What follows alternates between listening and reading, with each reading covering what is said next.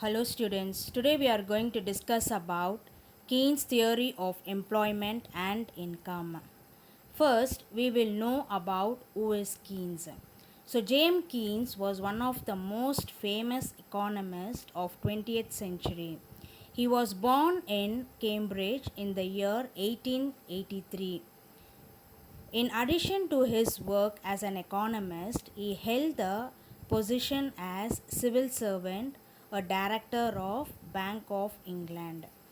His economic theory, based on its idea, is known as Keynesian economics. So Keynes wrote books on the general theory of employment, interest and money, published in the year 1936. It, it marked a turning point in the development of modern economic theory. His theory was a general theory. It explained all the types of economic situation, that is, not only equilibrium of employment but also the concept of full employment. So now we will see what is effective demand. So according to Keynes, effective demand is the money spent on the product of industries.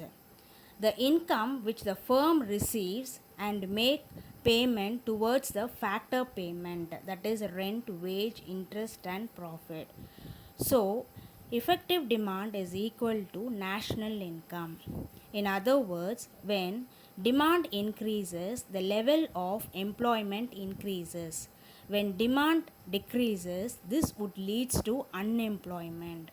Therefore, total employment of a country can be determined with the total demand of the country.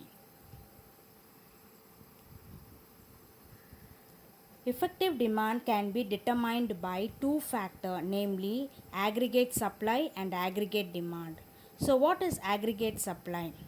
It refers to the value of total output of goods and services produced in an economy during a year. So aggregate supply is equal to national income.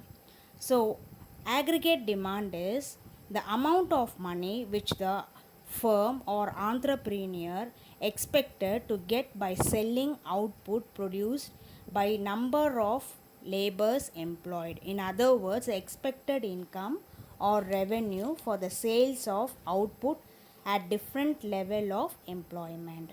It is known as aggregate demand. Therefore, aggregate demand is equal to national income.